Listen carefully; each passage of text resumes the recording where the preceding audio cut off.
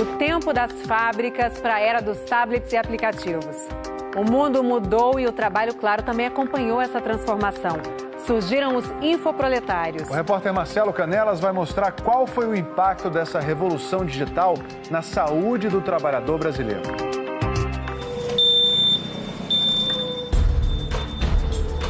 A cena nunca saiu da cabeça do metalúrgico aposentado Antônio Eurípides da Silva. O cara da empilhadeira gritou, cuidado, quando o rapaz estava de costas, que ele virou, veio tudo em cima dele. O rapaz saiu morto, foi esmagado. O motorista de aplicativo Alain Cardoso jamais esqueceu aquele dia estranho do passageiro inexistente. Eu já fiz uma corrida, por exemplo, sem ninguém estar dentro. Surto. Ali eu acho que foi um surto. Do que adoeciam os trabalhadores de 30 anos atrás? As doenças daquele período eram acidentes, perda de dedos, de braços, lesões por dores intensas. Do que adoece o trabalhador de hoje? De ansiedade, de síndrome do pânico, de agressividade, de insegurança. Eis o impacto da revolução digital e da era do smartphone. Os trabalhadores e as trabalhadoras perderam aquela muralha que existia entre tempo de trabalho e tempo de não trabalho. Essa muralha desapareceu. Quem de nós aqui, quando termina esse nosso trabalho, vai para casa e desliga o celular? Durante 30 anos, o grupo de pesquisa Metamorfoses do Mundo do Trabalho da Universidade de Campinas acompanhou as mudanças que a tecnologia provocou no perfil dos empregos. Em 1989, um ano depois da chegada da internet no Brasil, havia 7 milhões e 700 mil operários nas fábricas e 11 milhões e 900 mil trabalhadores no setor de serviços. Em 2017, um novo levantamento constatou os efeitos da automação. Com 9 milhões e 600 mil empregados, a indústria teve crescimento discreto no número de vagas. Com 26 milhões de trabalhadores, o setor de serviços foi turbinado pela revolução digital. Nessas quase 3 décadas, os pesquisadores constataram a mudança gradativa do adoecimento do trabalhador brasileiro. Processos de ansiedade, depressão, perda de sentido do trabalho. Em 1989, o que importava era a força bruta do trabalhador. É claro que as doenças de antigamente tinham que ser outras. O que o senhor fazia na fábrica? Eu trabalhava com o sol da ponta. Eu fazia a montagem. Um trabalho duro? Olha, eu vou ser franco, era pesado, você tinha que segurar as mangueiras aqui, era mangueira de água. Aquelas máquinas de furar chão mesmo, fazia barulho de quase 100%. Barulhão mesmo? Barulhão mesmo, não era só a minha não, tinha 10 companheiros, cada carro com uma máquina daquela lá. A traseira, não é a traseira da Kombi? Uhum. Aquela peça inteira é inteira. E pegava com a mão, o senhor sozinho? 2 mãos. E deu um momento que deu um turvão, um raio, e aquela solda, aquela máquina me puxou. E eu fiquei grudado por alguns segundos, aí... Pá. E depois eu comecei a ter problema, tremor. A sua perda auditiva hoje é de quanto? Tem um que não tem mais jeito, já está quase 100%. E o outro já está 90%. E o que o senhor tem, essa bengalinha, por quê? É por causa do desgaste. Na cabeça do fêmur? Coloquei a prótese. Aí o senhor parou de trabalhar? Não, continuei trabalhando. Continua trabalhando? Até aposentar. Eu não abandonei o serviço, eu não reclamei nada com ninguém, porque eu precisava trabalhar. Diz que quem vai no inferno acostuma com o diabo, né? Podia ser duro, podia ser pesado, mas ele leva o ouro, mas deixa o couro.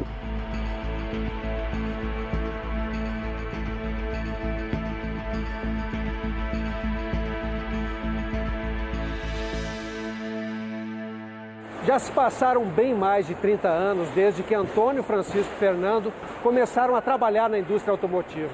Mas hoje o chão de fábrica de uma montadora moderna como essa nada tem a ver com o que eles viveram. Tem muito menos gente na linha de montagem. Por outro lado, a automação e a digitalização deram ao trabalhador a esperança de uma nova sociedade do tempo livre. Será? Assim que acorda, é algo automático, você já se arrumar, tomar banho, ligar o aplicativo e ir para a rua, porque você sabe que é produtividade. Alain trabalha de domingo a domingo, sem folgar nunca, com uma jornada insana. Facilmente 18 horas. Por dia? Facilmente. Chegou a ter barbearia e restaurante, faliu. O popular, né? Quebrei. Separado com uma filha pequena, a mãe doente com Alzheimer, restou-lhe se inscrever como motorista de aplicativo. Minha mãe tem um problema de saúde, minha filha precisa de mim, então são coisas que eu não posso falhar. E a minha dívida. O sono foi o primeiro a ir embora. Não consigo dormir bem de verdade, não dá, realmente você fica sob pressão o tempo inteiro. Os sintomas foram aparecendo.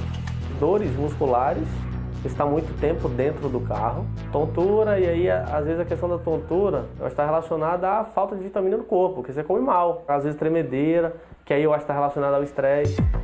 O sinal de alerta apareceu no dia em que jurou ter apanhado um passageiro. Eu acordei e fiz uma corrida, cheguei no local, na minha cabeça eu fiz uma corrida, e cheguei no local e falei, passageiro, chegamos. E ninguém abriu a porta, eu olhei para trás e eu vi o meu travesseiro. E assim vai tocando a vida, grato por conseguir uma ocupação, mas frustrado por não considerar um trabalho criativo. É uma atividade braçal, vamos dizer assim. Você não precisa ter formação acadêmica alguma para fazer isso. Você se considera um operário? Todo mundo que está nessa atividade, fazendo atividade, é um operário. A percepção de Alain bate com os estudos da Universidade de Campinas. Ele é o que os pesquisadores estão chamando de infoproletário. São os operários do novo mundo do trabalho digital. Motoristas de aplicativo, operadores de telemarketing, técnicos da indústria de software, vendedores de comércio digital, bancários e dezenas de outras ocupações. Daquele trabalhador ou trabalhadora que em qualquer atividade que ele desempenha hoje, ele depende da máquina digital, informacional, do smartphone, alguma modalidade de trabalho digital. Uma atividade com características bem definidas. Intensidade do trabalho, pouca criatividade, pouca capacidade de controle e nenhuma estabilidade para amanhã ou depois. E o infoproletário sonha com a condição de classe média e vivencia a condição proletária. Ele sonhou que ia ao paraíso e está batendo no inferno. Parecia mesmo a porta do paraíso. Olha, tem uma empresa ali que está contratando, a gente sem experiência, primeiro emprego. Um meio período com tempo livre para outras tarefas. Como eu sou muito comunicativa, falei, vamos dar bem. E fui. Mas com 6 meses de telemarketing, Christopher e Larissa começaram a pifar. Dores de cabeça, dores de estômago, dores no corpo. Aí que seu psicológico começa a ficar abalado, começa a vir dor de cabeça, e aí quando você começa a escutar um zumbido, você começa a sonhar com isso. Christopher correu para o médico porque achou que estava tendo um infarto. Eu tive dores, desse lado do braço, eu tive dores no corpo, calafrios. Mas não era. O próprio médico me disse que, olha, você está doente de uma crise de estresse e ansiedade, você não está bem e você tem que se cuidar. Quando eu falei que eu era atendente de telemarketing, ele falou, Contorcionista de circo, Larissa é capaz de movimentos incríveis. Tem um elemento chamado escorpião, que é tipo uma parada de mãos com o pé na cabeça. Mas desde que entrou no telemarketing, mal consegue mexer o punho por causa de uma tendinite. Qualquer movimento repetitivo com a mão atrapalhou nos meus treinos, porque se eu ficar muito tempo de ponta cabeça, machuca. A repetição frenética vem debaixo de muita pressão. É o cliente reclamando, é o cliente humilhando a gente, muitas vezes é o próprio supervisor gritando, falando alto no próprio corredor, com todas as pessoas vendo e ouvindo. A pesquisadora Cláudia Mazei Nogueira ouviu dezenas de operadores de telemarketing doentes, a maioria absoluta de mulheres. Da maneira como está estruturado o trabalho delas, é uma categoria, uma classe fadada ao adoecimento. Com certeza absoluta, sem medo de errar. O Brasil tem hoje cerca de 1.600.000 operadores de telemarketing. Cláudia entrevistou funcionários da maior empresa do setor e concluiu que 39% dos trabalhadores têm LER, lesão por esforço repetitivo, 27% têm transtornos psíquicos e 25% têm distúrbios de voz e audição. Em nota, a Associação Brasileira de Teleserviços, que representa as empresas do setor, contesta a pesquisa. Diz que o índice de adoecimento é inferior a 0,5%. cita pesquisas internas de satisfação em que 95% dos operadores de telemarketing se declaram felizes com o trabalho e afirma que as empresas têm diretrizes claras de proteção ao trabalhador. A pesquisadora discorda e diz que metas de atendimento impossíveis de serem cumpridas são exigidas pelas empresas. Então ela fica, gente, está muito alto, vamos abaixar esse tempo, isso é responsabilidade de vocês. Então, elas vivem essas 6 horas de trabalho numa pressão absurda. O tempo que sobra é para se recuperar do estresse, ou então não sobra tempo algum. Na verdade, o que a gente tem vivenciado é que esse tempo livre, na maioria das vezes, quando se efetiva, é pelo desemprego, né? Pelo trabalho precário. Parte do tempo que liberou, você tem que utilizar para se qualificar. Esse é o ponto. Essa é a tecla em que os empresários mais batem. A de que o trabalhador precisa se adaptar a uma transformação irreversível. O Serviço Social da Indústria criou 9 centros de inovação voltados para a saúde e a segurança no trabalho espalhados pelo país. Eles começaram a ser implantados em 2017 e fazem pesquisa aplicada com foco em soluções para aumentar a longevidade no trabalho e prevenir distúrbios psíquicos e danos psicossociais. Uma plataforma de soluções foi criada e 45 empresas já recorreram a essas técnicas. Os patrões estão preparados para enfrentar essas novas doenças de ordem psíquica que apareceram com a tecnologia?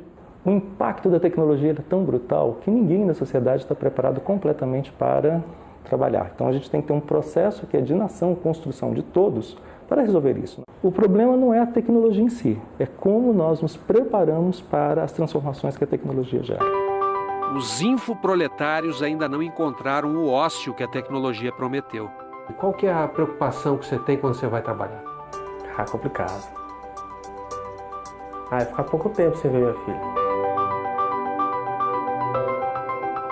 Você acha que fica pouco tempo com ela? É por isso que a Alain não desperdiça um segundo sequer. O trajeto para a escola virou um tesouro, ainda que ele tenha de fazer 1000 corridas para compensar. A gente tem que ter na vida sentido dentro e fora do trabalho.